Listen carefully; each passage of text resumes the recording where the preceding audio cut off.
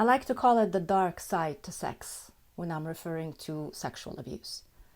This episode is not for the lighthearted, but if you were once abused in any way, this will hit home for you. And if you watch someone you love battle to heal from sexual abuse, you need to know you are doing the best you can. You can't take away someone's pain. A brave woman is turning her sexual abuse to sexual sovereignty. Her healing journey is remarkable. She shares what happened to her openly and boldly. She does not live with shame or guilt. She walks with her head held high, and so can you. I felt it was necessary to cover this topic in the sex series. It's not all fun and spicy. Sex can also harm if used incorrectly. Warning, this ride on the healing train today may require a box of tissues. Come and join me on this ride on the healing train. I'm Rania, your host, relationship coach, speaker, author, practicing energy healing modalities. I bring to you these discussions so we can heal, become empowered, and grow together. This content contains mature subject matters. Listener and viewer discretion is advised. To work with me, you can find me on www.r2rcoaching.ca. Want to be a guest on the show? Send an email to guest@healingtrain.ca.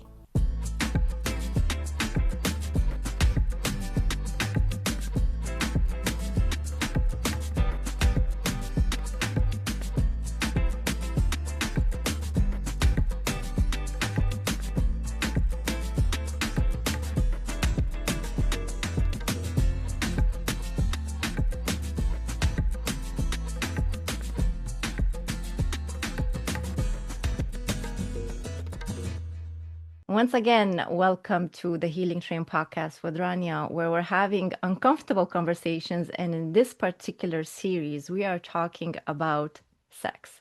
Yes, a topic that we definitely need to be discussing in all aspects. Sex can be enjoyable, and the sex topic itself can be a little bit, some excitement. But there's also a dark side to it. And with that, there has been, and many of you are aware of sexual abuse.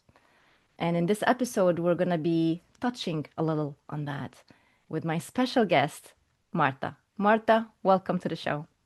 Thank you so much for having me. Marta, I would like for you to just share briefly who you are and what you do, and we'll get right into our topic.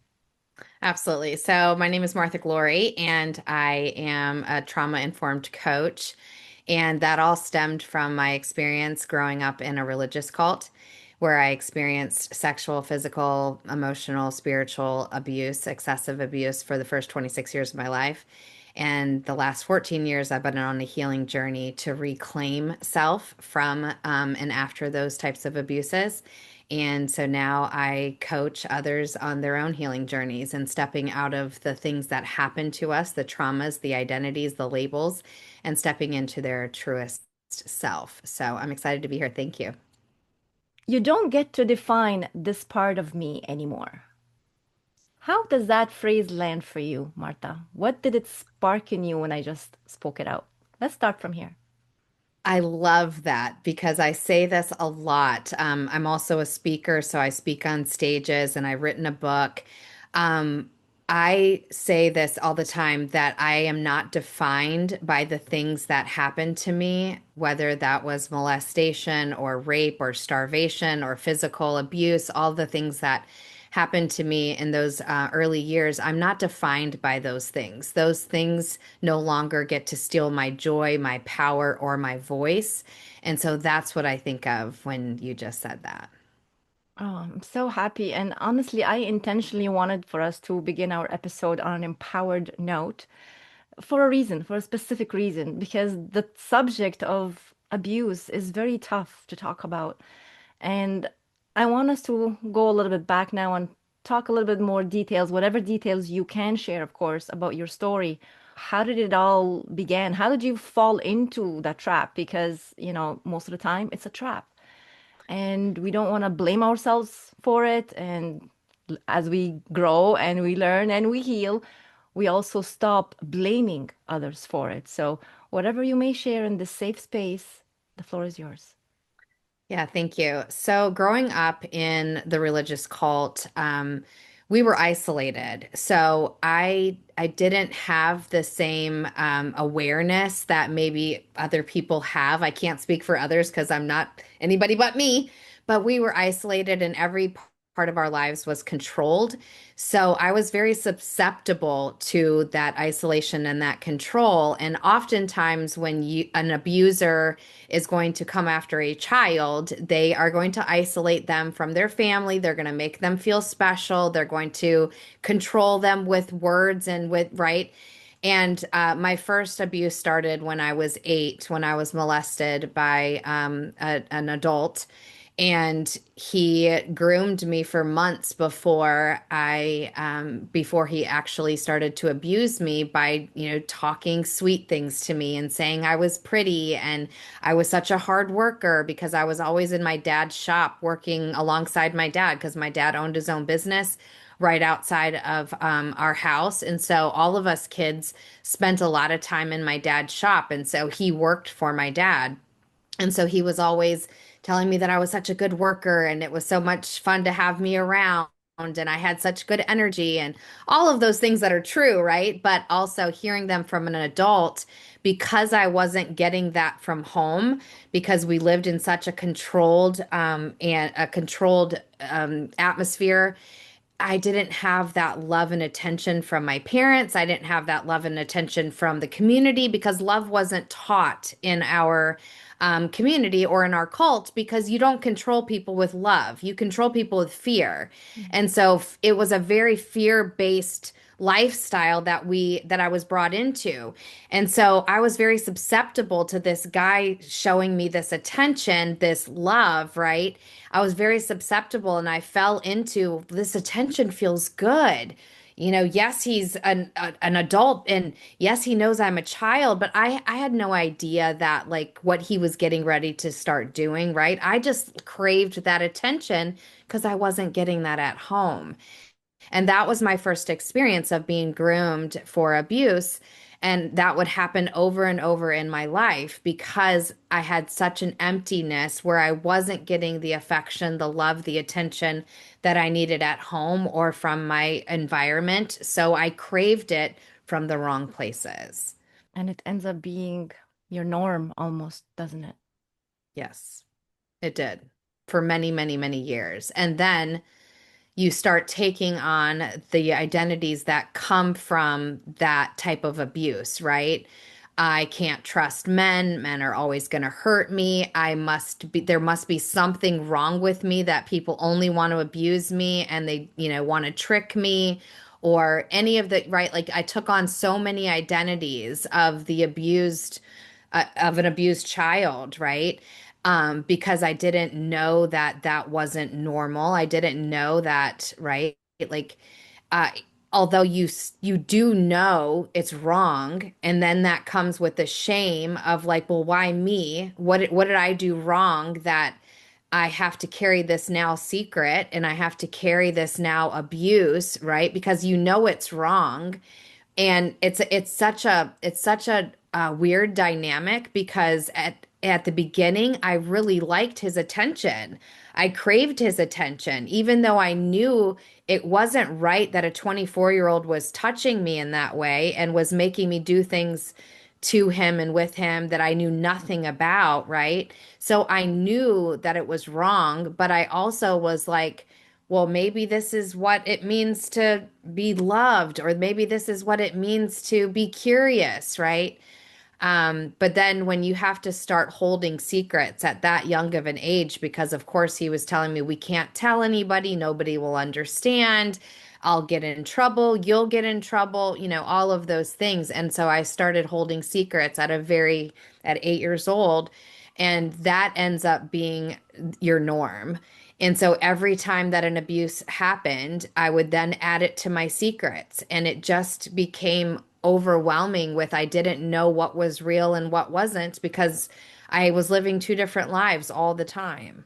And how did you manage to break out of that, Martha? That's a very loaded question because it took me at least I would say 10 years after being out of the cult before I understood that the weight of the secrets that I carried, the weight of the abuses that happened to me, because it was such a compiling effect from that first abuse. And then it was within the cult, I was sexually abused. And then I was abused by another adult. And it was just constant abuse. And then it became physical abuse. And so then that was just you keep recreating the same cycles in different ways because I thought that's all I was worth, right? Like I must just be worth this.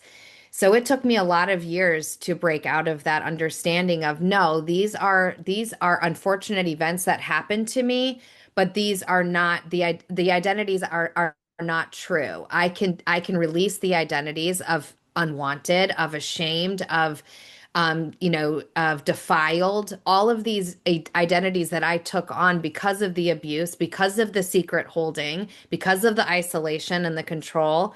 And I had to start peeling off and I had to start dismantling the identities that I held because of the abuse. So, yes, the abuse and the unfortunate events that happened to me sucked. But the things that were eating me alive were the identities that I was carrying into my future, right? After I got out of the cult, into my marriage, my first marriage that ended up not, I carried so much yuck into that marriage. There was no way that it was ever going to survive. But I also found myself in that marriage, but it was too late, right? But the pressure that I put on him of always feeling like he's going to turn on me, he's going to leave me, he's going to abuse me. Like I always was thinking this. I was always waiting for him to turn into the bad guy because I had never been in a healthy relationship before. So I was perpetuating and just waiting for the other shoe to drop. Regardless of what he did or what he showed me or who he was, I didn't believe it because I had convinced myself every man is going to hurt me. Every man is going to leave me. Right? Those are the lies that I had told myself. And so after, 8 years of me basically living in that chaos, waiting for him to hurt me, he's like, I don't know how to love you if you won't let me love you. Right. And he never hurt me. But yet I couldn't let go of those identities. And when I finally started letting him go, he was already checked out. Not for any fault of his, it's just, you can't, it's the self-fulfilling prophecy, right? Like every man's gonna leave me. Well, he ended up leaving me, or well, I ended up leaving him in the end. But like when you keep telling yourself that, you will create that over and over and over until you decide that those identities aren't truly who you are and that you get to make a different choice. What I'm hearing is that you are unhealed. That's what I'm hearing is that you got into another situation before completely coming to peace with the baggage that you say you carried with you, which again, it happened to you. And that sometimes we say sometimes it happens for you. I mean, no one is going to say, oh, thank God I was sexually abused. No one is ever going to say that. But then we look back at the events that unfolded and the trauma that you and I have talked about before that were sustained as a result of those events that happened to you and how we internalized everything within us and our coping mechanisms. So it seems that you were just in survival mode from the moment. 100%. 100%. I was in survival mode and I'd been in survival mode since age 8. And when you have lived with a hijacked nervous system for decades, it takes time to regulate. And I had to learn tools because you can't just be like, okay, well, I'm done with having a hijacked nervous system and we're going to get into No, like it takes practice to rewire your brain, to rewire your nervous system around safety, love, safety, security, and belonging, right? Like those are the four core values of all humans is like love, security, and like I need to know that I am loved, that I'm safe, and that I belong somewhere. And all of those things had been stripped from me from a very, very young age. And so I had to rewire my brain around those things in order to regulate my nervous system. And I did that through all types of different tools. The first one being breathing. I had to learn how to breathe. And I talk about this all the time in my coaching, my trauma coaching, is that we all think we know how to breathe. No, most of us are not breathing in the way that feeds our body, our mind, or our spirits, right? I had to reteach myself how to breathe because I found I'd been holding my breath for the majority of my life because that's what you do when you're in fight or flight. That's what you do when you have a hijacked nervous system, right? I was holding my breath in sex with my husband at the time because like every sexual encounter had always been a bad one, had been a assault, right? Had been a rape or a molestation. I didn't know how to be safe in sex. You didn't And so want I it. was Your holding, body was rejecting it, and everything in you was yes, rejecting it. So the only way you could kind of survive through it is to hold your breath. It's like, is it over yet? That's 1 almost million what it is. percent. Yes. Yes. And when I learned that I was doing that, I was like, wow, wow. Right. And I felt so sad for my husband and I felt so sad for me because you know, I understood how much we were both losing and how I had, my unhealed self, but I don't blame myself. It's all things that I had to come to on my healing journey in my experiences of understanding that I was way more than the things that had been put on me. I was way more than the experiences that I had had. And it would take a lot of intentional work and a lot of intentional healing to reclaim her and to remember who she was. And so that's what I've been doing the last 14 years is I've dedicated intentional healing.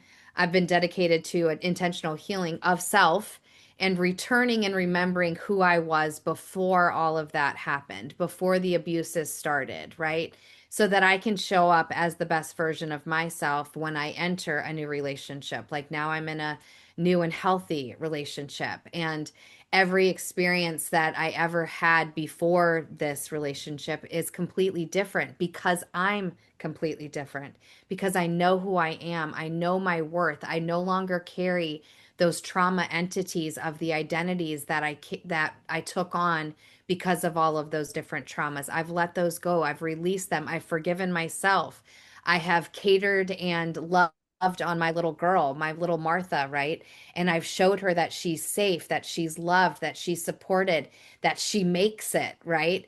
And so I've become one with her. We no longer fight of like who's going to win this one, right? Is my nervous system going to win, which is my little girl, or like, like it was a constant combative relationship for many years because I was in this adult body, but my little girl was constantly going, "That's not safe. That's not safe. Stop, stop. Don't do that. You're going to get hurt. You're right."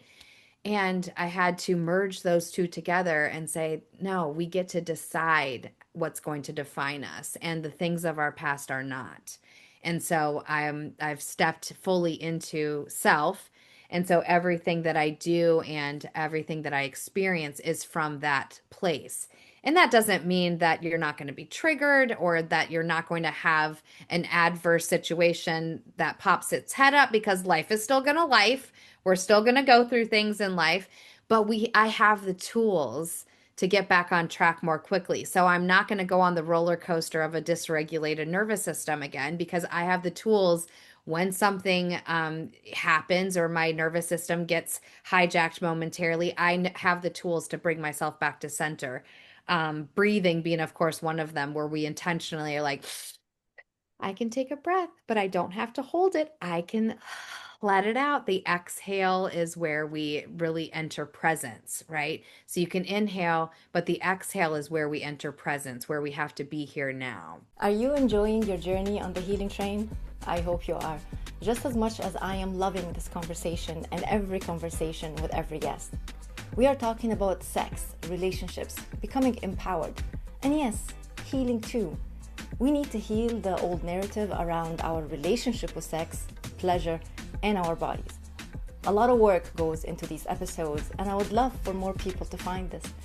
If you felt how powerful my message is, support this channel, this platform, wherever you are tuning from. Give some love, comment, and share it. It only takes a few seconds to help this show and help me reach more people. Thank you. Thank you for sharing those tools. And as you were speaking, I wonder how many people out there right now, perhaps maybe listening to this or watching this episode, and recalling an event that happened back in their childhood days, adulthood days, where they suppressed it and continued being in silence because they didn't know how it was going to be perceived, whether someone was going to blame them, whether their shame, whatever they may be feeling.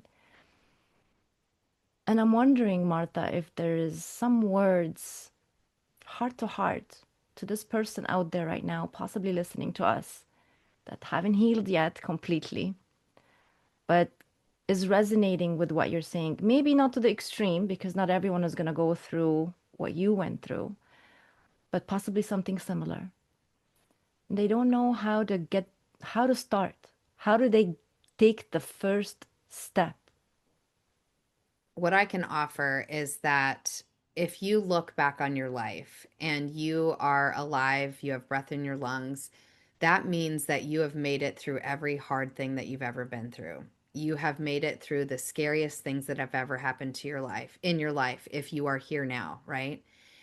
And with that fact, right? Because it's a fact, you've made it through. You still may be unhealed. You still may feel broken. You still may feel discombobulated. You still may feel like your nervous system is hijacked, but you made it through, right? Therefore, you get to make the decision that says, I'm worthy of more.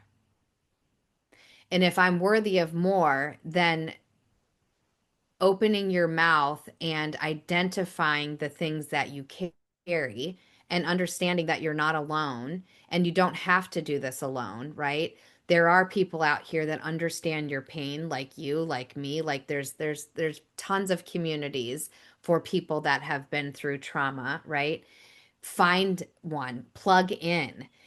The reason why I share my story so in my testimony so raw and authentically and vulnerably is because I know that people that have been through things like I have will hear my story and that will give them permission to share theirs or to open up the possibility of going, well, shit, if she can share that, then I can share what I've been through, or I can open my mouth and I can start the process of healing because I heard her share the things that she did, right? So that's the reason why I share on podcasts, on stages, in my book, is I want to give somebody else permission to start their own healing journey. Like, you don't become the best and highest version of yourself by staying the same and carrying your secrets. You have to open up self and you have to release secrets and release identities. And that doesn't mean that like it doesn't mean that you have to air your dirty laundry. No, you have to allow yourself to open and say the things that happened to me can no longer define the person that I get to be as I move forward. That is a choice, right? And then you can say, okay, what's my next step? My next step is how do I begin to love self? Because everything flows from this, the love of self. All the healing that you will ever experience starts with the love of self. So if you have love for self, you will feel like you are worthy of digging into some of the things that have happened to you and releasing them and no longer having to carry them because you love yourself so much. Does that make sense? Absolutely. And Absolutely. so you have to start here. Yes. And that brings me to the next thing, which is a huge one, trust. And you mentioned it earlier when you were talking about having to trust your husband afterwards, right? And how it affected your relationship. That's a huge point. Because this woman out there right now, probably going through her day-to-day life, not trusting anyone, wondering if what this person is saying is true. Let's just say she's going through her healing and she wants to give herself a chance to live a normal life, let's call it, right? And just allow herself to be a woman and feel pleasure. Maybe she doesn't even know what pleasure is. Maybe she lost her sexual power altogether and she doesn't even know that it's supposed to be a sacred union or a pleasurable experience with the right person.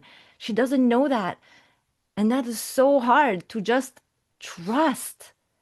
I mean, you shared a lot of good tips right now, but this one right here, how can she begin to trust? Um, yes, this is a huge one. And from my own experience, and as I've shared a little bit about my marriage, my first marriage, trust was so huge. And I never experienced pleasure in that marriage because I was always waiting for him to hurt me. And that was my own hurts coming out, right? I didn't know that sex or making love or whatever it is that you call it could be pleasurable because that had never been my experience. And I don't blame myself because you can't know what you don't know, right? Exactly.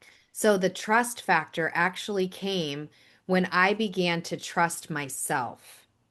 Mm, I could not trust my husband or anybody else until I did the work to begin to trust myself. Because the truth is I couldn't trust myself with my emotions.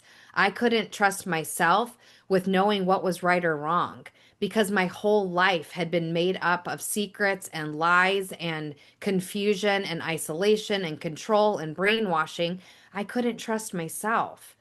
So once I began to do the work to trust me and to say no, like I can and I will make decisions that are best in my best interest, and I can be trusted with my own safety.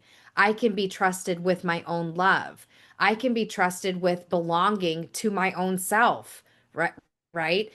And when I say belonging to my own self is disassociation was a huge thing for me because I belonged nowhere in my life, right? I when I would be abused, I would disassociate because I could be going through the abuse physically, but I could be out there somewhere doing other things. That's what it means to disassociate from your trauma, right? well, I again, we're talking lived about survival, remember? That's part of survival. survival. You're surviving the moment. Exactly. And so I had to learn how to trust self first before I could ever learn to trust my ex-husband or any future partner, right? And as I learned that trust for myself, that opened up so much in my own world. And faith was a big part of regaining the trust for self, right? Like I had to find my faith again because I had lost trust in God. Because how do I trust God with me, right? If He allowed all those things to happen to me. So I couldn't trust myself until I found my relationship back with God and understood that that had nothing to do with God. It was done in the name of God. That's a whole nother episode. There's lots of rabbit holes we could go down. No, but But Marta, I'm glad you mentioned this. And I'm sorry, I don't mean to cut you off in what you were saying, but I really believe that one of the main tools in healing is your connection to your higher self or God, universe, a greater power, your creator. Okay. You yes, didn't just pop up here. There's a creator somewhere, somehow, right? yeah, There's a bigger power. And if you yeah, connect to that somehow, some way, whatever that means, maybe for you, it could be the stepping stone to all the other work. It could be the foundation that you lay, yeah, right? And then you can do all the go to counseling, therapy, breath work, whatever other modalities you choose to explore to yeah, help you.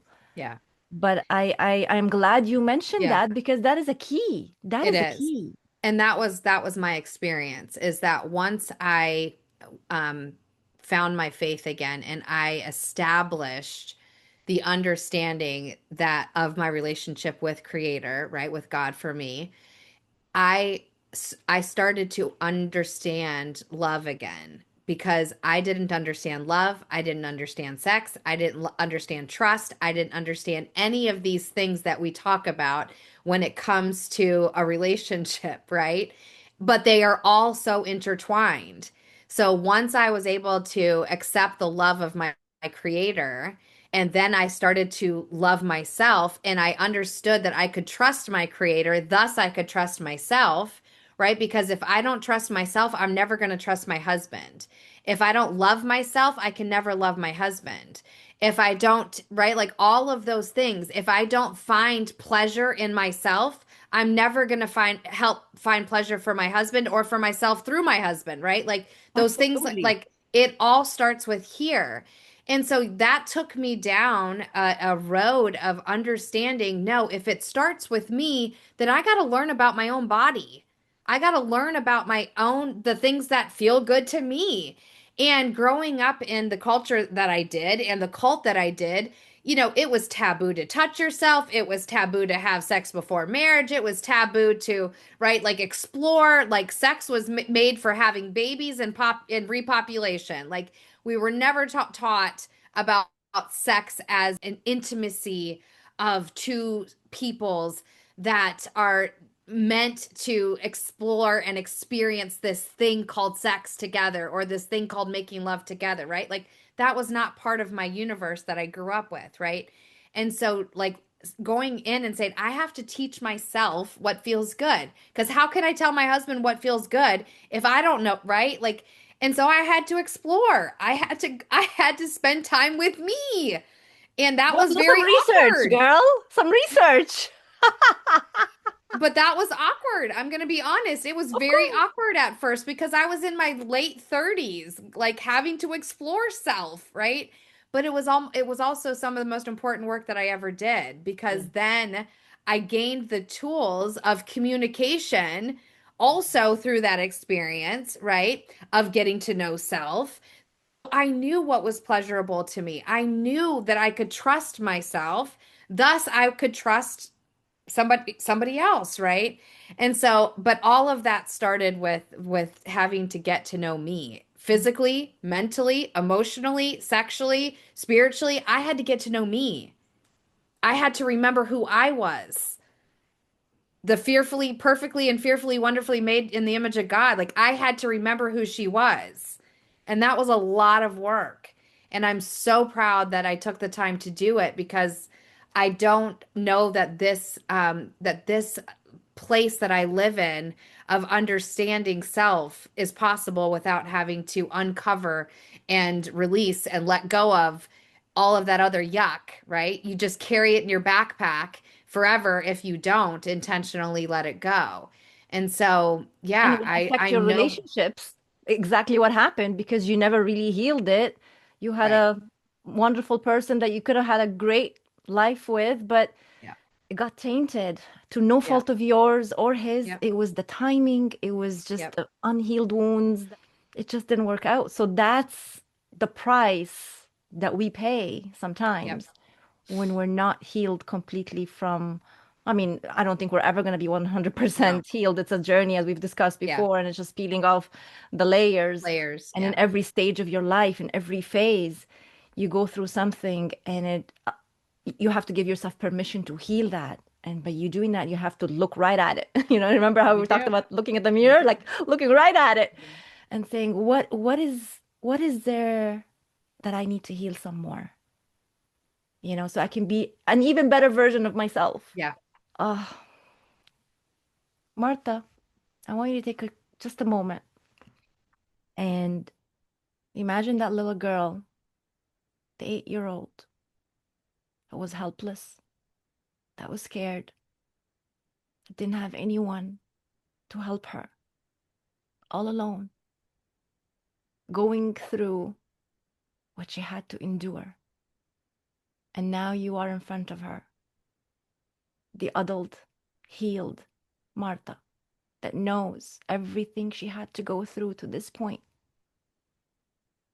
knowing what you know now. What do you want to tell her? So I've done a lot of inner child work, and every time that I meet with her, because I meet with her on a regular basis, the first thing I always do is I just pick her up and hug her, and I just tell her how proud of her I am. And it never gets old telling her how proud of her I am. and how strong she is and how resilient she is. And if she only knew what she would get to become and who she would remember that she was, right? It never gets old because that little girl made it through some pretty gnarly crap and it could have taken her out. Or she could have gone down the road of drugs and alcohol or suicide, like so many other people that have gone through the things that I have.